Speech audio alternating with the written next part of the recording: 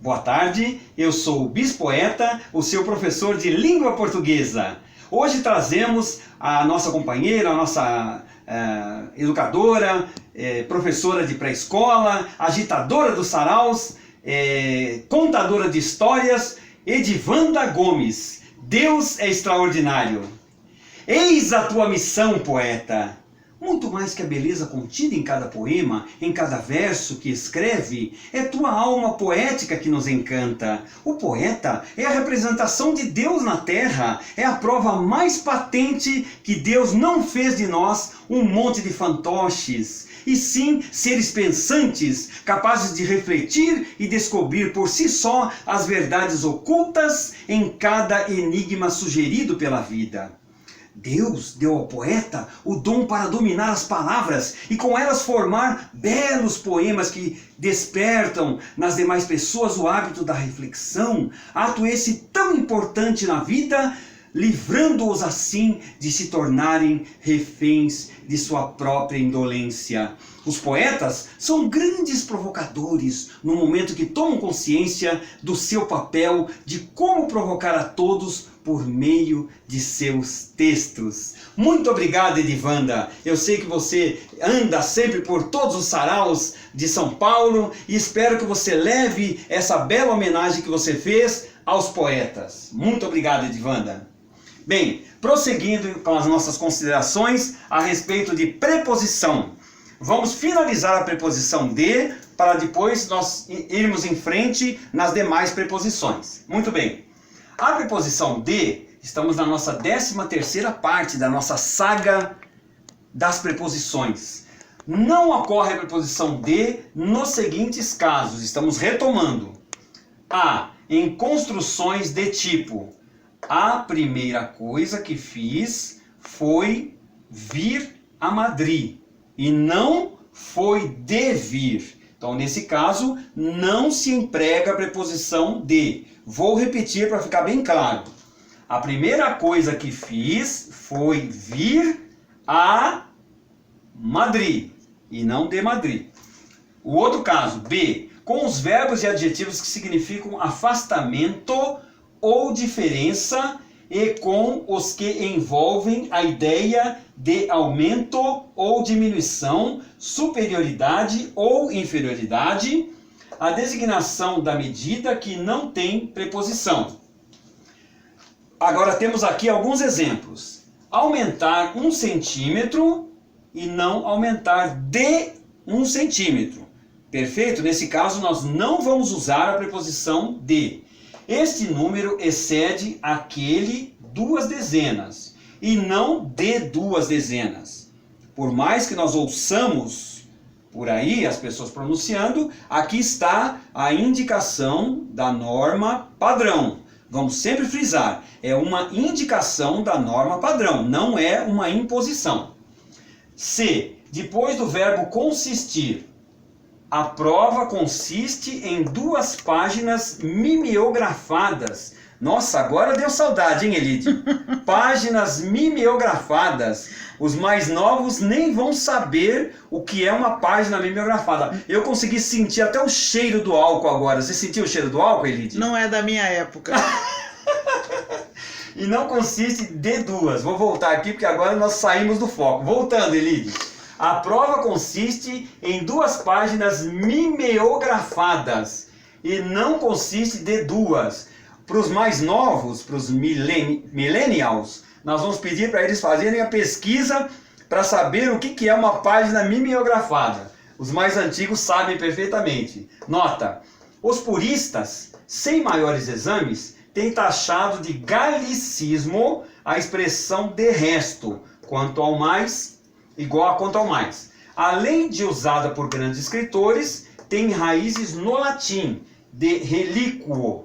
Mais uma vez, vamos lembrar, galicismos, espanholismos, francesismos são posições xenófobas,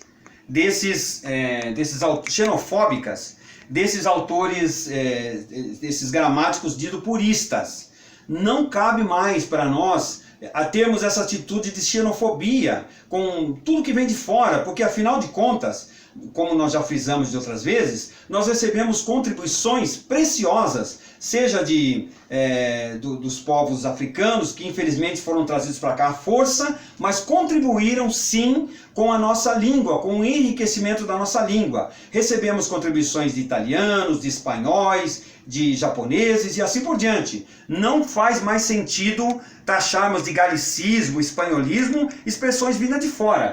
Mas daqui a pouco nós vamos falar de compliance. E aí vocês vão entender melhor o que eu estou dizendo.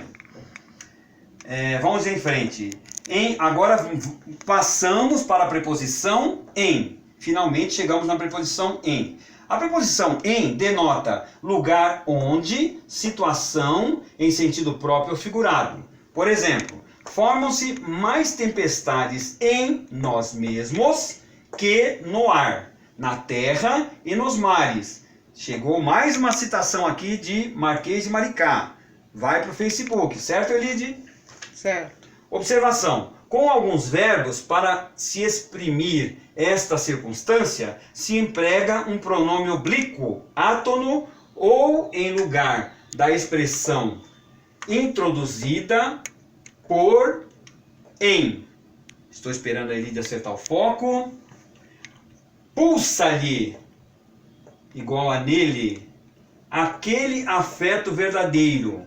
É uma citação agora do nosso querido imortal Machado de Assis. Machado de Assis nunca morrerá.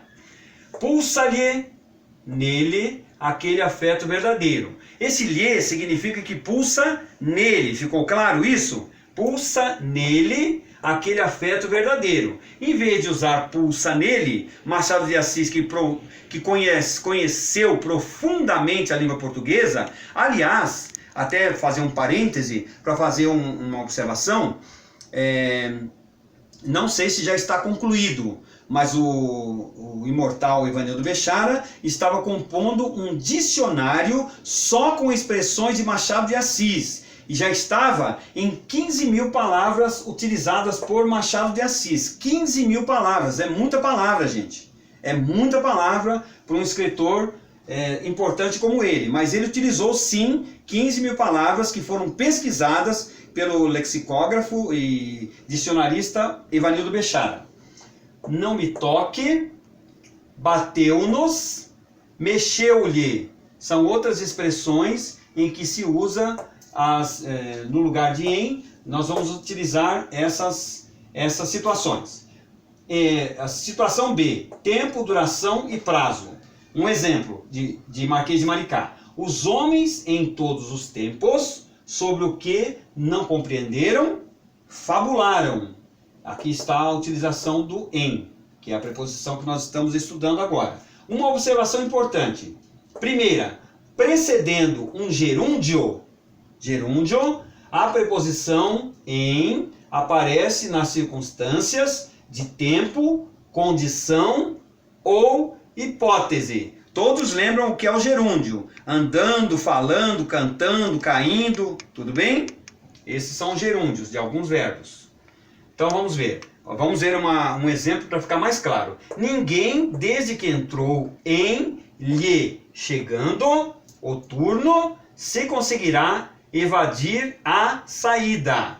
Então, nessa situação aqui, como nós temos o verbo aqui destacado em vermelho no gerúndio, nós vamos utilizar a preposição em. Muito bem. Segunda situação. Para denotar o espaço ou decurso de tempo, usa-se a preposição em concorrência a, dentro de ou daqui a. Emprego que alguns estudiosos, com exagero, veem como abuso ou imitação do francês. Lembram-se do que nós acabamos de falar a respeito de xenofobia. Não devemos estranhar as expressões, venham elas do francês, do inglês, porque nós já devemos nos habituar com essa globalização também das palavras. Em 5 minutos irei atendê-lo. Aqui está o emprego do em. Vamos ver mais um caso. Modo meio. Foi em pessoa receber os convidados. Aqui novamente a utilização da preposição em. Pagava em cheque tudo o que comprava. não tem nenhuma novidade para nós. É como nós falamos atualmente, pagava em cheque, pagava com cheque, mas normalmente nós falamos pagava em cheque, tudo bem? D. A nova natureza ou forma em que uma pessoa ou coisa se converte, disfarça, desfaz ou divide. Exemplo: o homem de juízo converte a desgraça em ventura. O tolo muda a fortuna em miséria. Então tem dois exemplos de utilização da preposição em. E ainda um outro exemplo, dar em doido. Muito bem. Trouxeram para nós uma contribuição interessante a respeito de uma palavra que está aparecendo muito no mundo corporativo. Eu tenho ouvido também essa palavra, mas a utilização no mundo corporativo não interessa para nós nesse momento. Interessa para nós, sim, a etimologia da palavra, ou seja, de onde vem essa palavra, o que significa essa palavra, de uma forma muito genérica, sem entrar na área corporativa, tudo bem? A palavra é compliance. Compliance, que pode ser escrita dessa forma. Encontramos também a forma com Y no final, porque ela vem do inglês. Dentro do mundo corporativo, significa gerenciamento de riscos. Como eu disse, numa definição bem rasa, porque não queremos fazer aqui, dar uma aula aqui de gerenciamento de risco, certo? Essa palavra vem do francês complir, antigo, do francês antigo, que significa cumprir. Vem também do latim complere, do latim, que significa realizar. Compliance, concordância com o que é solicitado, que também vem do verbo to comply, que é cumprir. Percebe como as palavras vão entrando na nossa língua sem pedir licença, ou trazidas pela necessidade, ou porque, como eu disse, nós sofremos um processo de globalização. Eu falei sofremos, não é a forma mais adequada. Nós estamos num processo de globalização que é irreversível. Como nós temos muitas empresas que atuam simultaneamente no Brasil e em outras partes do mundo, nós vamos ter que nos adaptar com essa situação, vamos ter que conhecer essas novas palavras. Inclusive, eu quero até mencionar que essa palavra ainda não está dicionarizada. É muito provável que ela entre na nossa língua na forma escrita original em inglês mesmo, compliance. Agora nós vamos ter que nos acostumar também com essa pronúncia, compliance, que é cumprir o que foi tratado, cumprir o que foi cumprido, cumprir o que foi acertado, ou concordância com o que é solicitado. Tudo bem? Por isso que nós vamos sempre repetir que não há nenhuma razão para nós torcermos o nariz para palavras que vêm de fora, uma vez que elas chegam sem pedir licença e nós vamos nos adaptando a elas, como outros povos também têm que fazer com as nossas palavras. Vocês sabem como é que se diz banana em francês ou inglês ou qualquer parte do mundo? É banana mesmo. Em qualquer parte do mundo as pessoas conhecem banana como banana. Pode ser até que sofra alguma variação fonética de acordo com a característica da língua. Em inglês talvez eles falem banana, por causa da fonética deles, por causa da forma de pronunciar deles. Mas banana é conhecido no mundo todo e nós nos orgulhamos disso, porque é um fruto quase que tradicionalmente brasileiro. Mas nós sabemos que a banana deve ter chegado aqui por outras fontes também. Bem, chegamos ao final de mais este módulo a respeito das preposições. Espero que vocês tenham gostado. Continuem se inscrevendo no canal do YouTube. Continuem dando o seu ok, fazendo suas contribuições, fazendo suas perguntas. Eu vou responder a todas.